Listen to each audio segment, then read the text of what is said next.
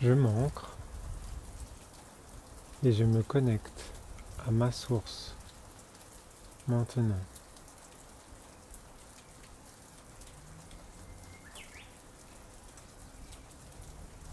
J'émets l'intention de vouloir me connecter à l'énergie du changement.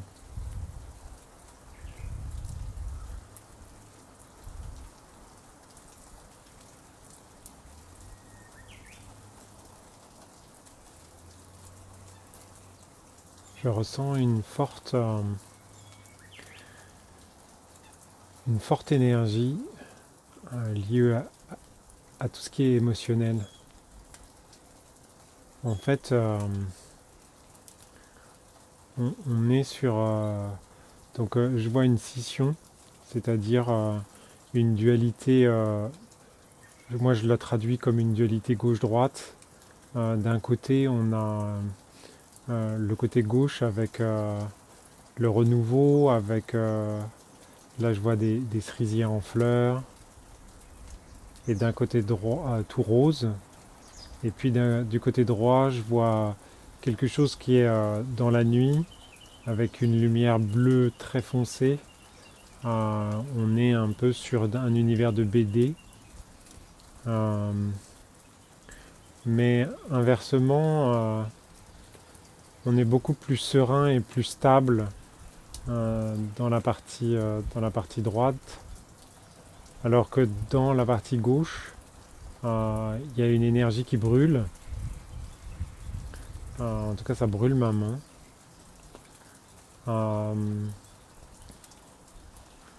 Et en fait, ce déséquilibre-là, euh, ça crée, euh, ça crée beaucoup d'émotivité à l'intérieur de nous. Et je pense que on pourrait équilibrer ça. On pourrait utiliser par exemple le comptage des dimensions pour rééquilibrer. Donc septième dimension, huitième dimension, neuvième dimension, dixième dimension, onzième dimension, douzième dimension, treizième dimension, première dimension, deuxième dimension, troisième dimension, quatrième dimension, cinquième dimension, sixième dimension. Ok, donc là je sens déjà quelque chose de plus équilibré. Je sens, je sens qu'on est bien vertical. D'un autre côté, on a le côté droit qui est un peu trop enraciné dans le sol, qui ne veut pas bouger. Et le gauche qui est déjà prêt à lever la jambe pour partir. Euh, D'un autre côté, je pense que les deux sont, sont dans les extrêmes et que il faut qu'on arrive à équilibrer ça davantage d'un point de vue motricité. Donc qu'est-ce qui me vient?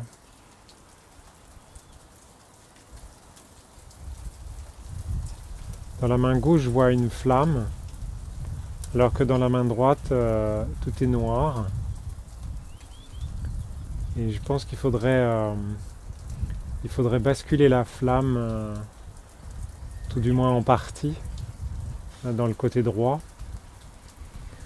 Donc je propose qu'on dessine visuellement un arc-en-ciel entre, entre les deux paumes et que la flamme qu'on a dans la main gauche, elle se divise en plein de petites flammes et qui viennent alimenter la main droite de telle sorte à ce que, par l'intermédiaire de l'arc-en-ciel, de telle sorte à ce que ça soit équilibré. Bon là c'est déjà fait. Ok. Et par conséquent, maintenant qu'on a aussi une flamme dans la main droite, le côté droit n'est pas laissé dans l'obscurité. Par conséquent, la peur d'avancer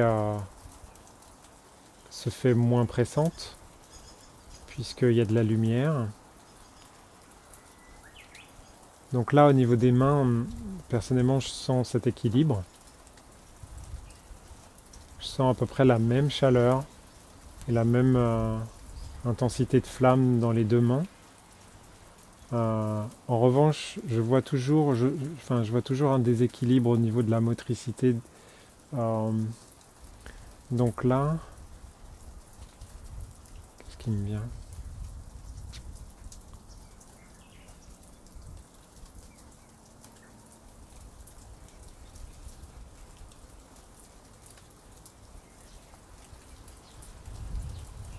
C'est un peu la notion de doute. C'est-à-dire que le côté droit, il veut bien avancer, mais en fait, il doute qu'il faille vraiment avancer.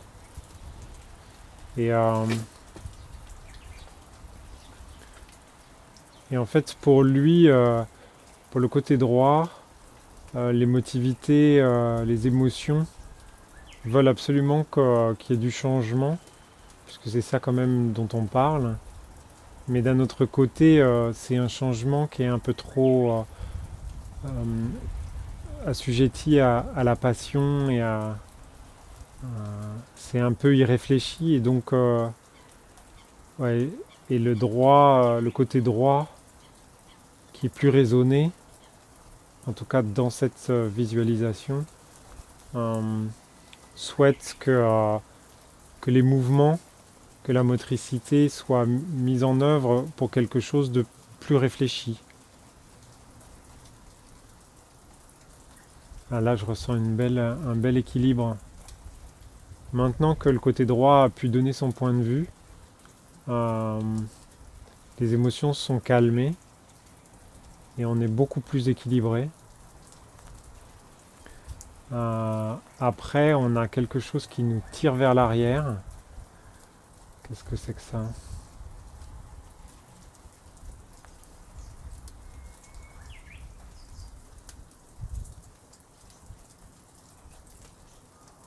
C'est le passé.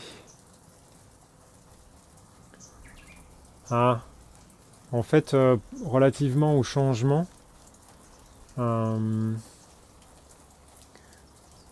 on se raccroche à notre passé pour se rassurer en fait. Je crois on est sur la peur de l'incertitude du lendemain.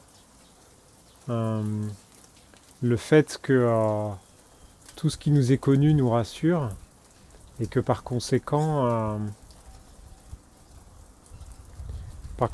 sortir de cette zone de confort, c'est toujours une prise de risque. En tout cas, c'est ce qu'on nous a fait croire. Moi le premier d'ailleurs. En fait, ce qui nous est demandé, ça n'est pas d'avancer dans le noir. Ce qui nous est demandé, c'est d'être dans l'instant présent et de se poser la question de, à chaque instant, qu'est-ce qu'on a vraiment envie de vivre, d'être, de faire, et ensuite de se mettre en marche. Alors, je suis désolé pour cette expression qui n'a rien à voir avec le côté politique de la chose.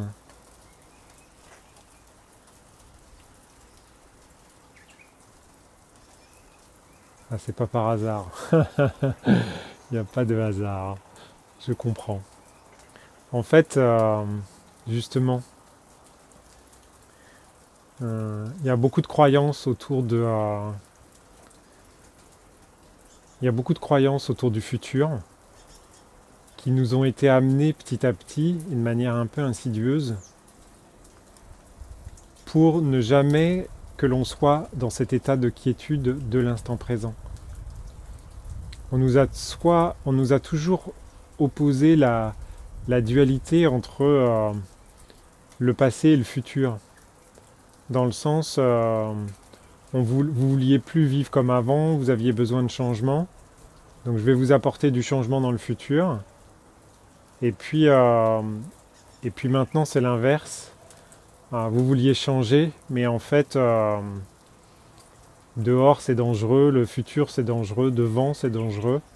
Donc on vous ramène dans votre passé. Et en fait, on fait cette espèce de yo-yo d'avant en arrière. Et, et en fait, ces deux attitudes-là sont complètement fausses. C'est pour justement qu'on ne se positionne jamais dans le présent. Et même cet enfermement qui est imposé, on nous donne des informations puis des informations contradictoires afin qu'on soit toujours dans un effet d'oscillation, d'instabilité. C'est pour ne pas que l'on puisse prendre position, prendre sa place.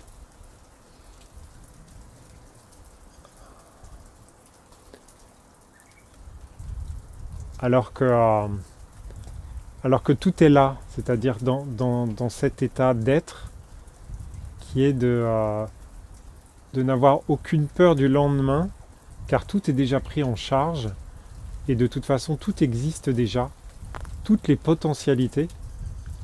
Ça n'est pas la décision que je vais prendre maintenant qui va influencer mon futur, c'est la décision que je vais prendre maintenant, puis celle qui va juste arriver après, puis celle qui va juste arriver après, et ainsi de suite. C'est un peu comme le mythe de la flèche qui, pour atteindre sa cible, doit parcourir tous les moitiés de distance. Elle avance, et avant d'atteindre la cible, elle doit atteindre la moitié de la distance entre l'archer et la cible. Et une fois qu'elle a atteint la moitié de la cible, une moitié de la distance, pardon, elle a encore la moitié de la distance à parcourir entre cette distance-là et la cible, et ainsi de suite. Et en fait, normalement, la flèche ne devrait jamais atteindre la cible si on suit la loi mathématique. Et en fait, elle l'atteint. Tout ça pour dire que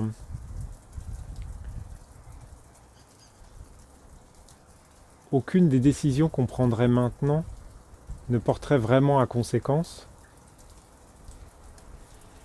si on respecte le fait d'être dans l'instant présent. Parce que dans l'instant présent, en tout cas avec la stabilité qu'on vient d'acquérir là, maintenant, tout de suite, on est capable de ressentir ce qui est bon pour nous. Et sincèrement, là, j'ai le chakra du cœur qui brûle. C'est-à-dire qu'on attend ça, en fait. Tout notre être attend ça. On se fait souffrir en permanence avec cette oscillation, parce que on sait qu'on ne devrait pas écouter, on sait qu'on ne devrait pas osciller comme ça, mais on le fait quand même parce qu'on a peur. Parce qu'on a peur du lendemain, parce que l'on a peur de ce qui va se passer, mais en fait, il ne va rien se passer. Rien de plus qu'on ne sait déjà, en fait. Pourquoi ? Parce que, en fait, ce qui va se passer, c'est quelque chose de serein. Parce que si on garde cet état-là, on n'aura pas peur demain, et on n'aura pas peur après-demain, et ainsi de suite.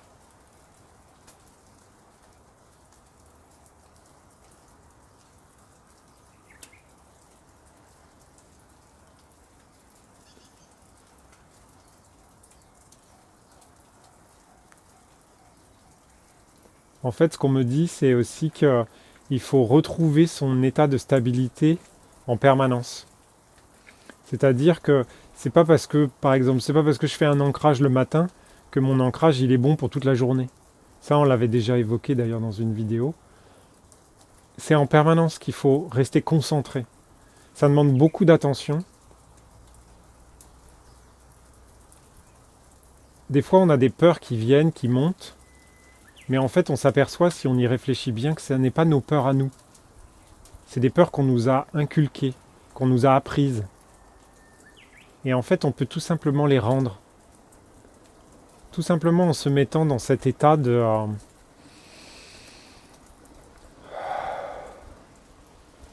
cet état de quiétude.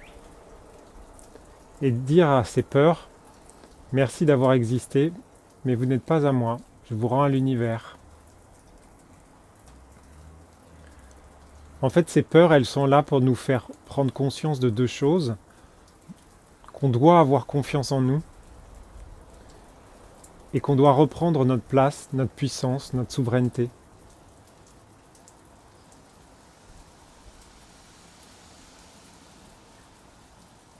Et en fait, un jour de pluie comme aujourd'hui, c'est l'idéal. On peut imaginer que dans toutes les petites gouttes de pluie qu'il y a, qui tombent, eh bien, en fait, on emmène ou on envoie dans chacune des gouttes toutes ces petites peurs, toutes ces petites angoisses, toutes ces petites croyances, et on leur demande de retourner à la rivière, à la source.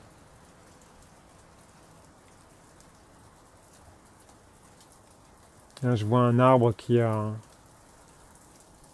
dont les branches s'ouvrent et qui se met à avoir plein de feuilles qui poussent. Ça va nous permettre de faire grandir notre stabilité et en même temps notre ouverture.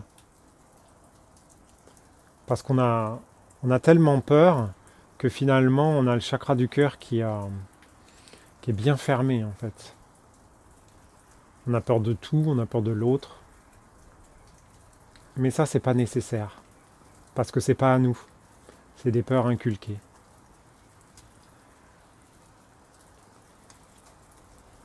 Ah, on va se faire une petite méthode des 2 points pour justement libérer ces peurs-là avec l'eau.